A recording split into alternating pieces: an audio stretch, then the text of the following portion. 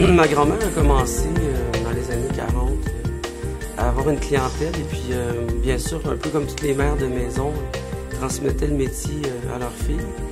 Et puis ma mère a travaillé aussi la couture et puis ma sœur a poursuivi aussi la tradition. Donc je suis un peu né dans un bassin de personnes qui étaient déjà près des clientes, qui avaient les essayages, qui faisaient déjà beaucoup de sur-mesure pour plusieurs types de clientèle. Pour moi, c'est important d'avoir une devise, des mots qui définissent une marque. Et puis les miens, c'est romantique, ethnique et historique. Donc que je crée un foulard, un t-shirt, une jupe, un jeans, ne serait-ce que dans le futur, ou un manteau en cuir. Ces trois mots-là doivent être ressentis par la création. Bien, on a une clientèle assez diversifiée qui vient de tous les pays du monde. On a voyagé beaucoup. C'est une marque qui s'est fait connaître dans des destinations plus marginales. Il y a des semaines de mode dans toutes les villes, même à Dakar, au Sénégal, à Tunis, à Marrakech, à Dubaï, à Sao Paulo, au Brésil. Donc, c'est des endroits, pour moi, qui sont une grande source d'inspiration au niveau de la culture, du folklore de chaque pays qui se perd.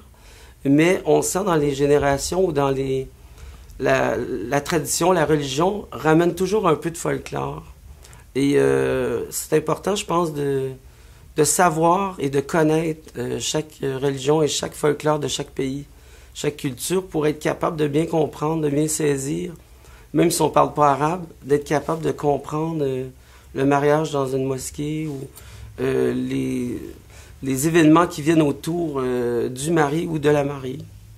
Donc, les longueurs, les couleurs, c'est très important. Puis c'est une autre façon d'avancer dans la création quand on est soumis à des mélanges de textures et couleurs qui sont inhabituels à Londres, à New York ou à Montréal.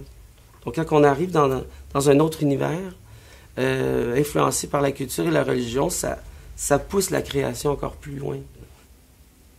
Le sur-mesure, c'est important parce que c'est la réputation de la marque. On ne veut pas quitter le sur-mesure jamais parce que déjà, nous, on est convaincus que chaque corps sur la Terre est différent et on ne peut pas, comme à l'époque du corset, essayer de demander à tout le monde de rentrer dans des collections alors que les vêtements sont faits trop petits, ils n'ont pas de buste, ils n'ont pas de hanches et là, on force la femme à mincir pour rentrer dans ce qui se passe dans la mode en ce moment.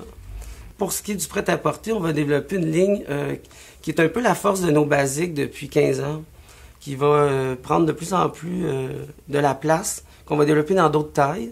Et c'est des basiques qui ne vont pas insulter la clientèle qui ont déjà investi il y a 5-6 ans dans une pièce unique. C'est pas des modèles qu'on va répéter pour que deux femmes dans la même ville, dans le monde, aient le même vêtement. Le prêt-à-porter va avoir une approche différente. Il va être décliné dans quelques tailles, mais va quand même rester exclusif. Ben, je suis quelqu'un qui vit au jour le jour, mais j'ai une vision. Et je sais que la marque va constamment exister. J'ai une grande confiance là-dedans. Je vais sûrement transmettre un jour l'entreprise à d'autres personnes de la famille qui vont peut-être arriver avec cette passion. J'ai des neveux, des nièces qui suivent derrière, qui sont plus jeunes. Et je pense que la vision, c'est de constamment garder la même vision, qu'elle ne change pas, qu'elle suive le marché, l'évolution et les mutations, mais qu'elle ait toujours la même devise du début à la fin pour justement renforcer la marque et pas d'avoir de changement drastique où tout à coup Anvers devient urbain et puis on lance une marque de jeans et puis on fait faire en Chine. Non.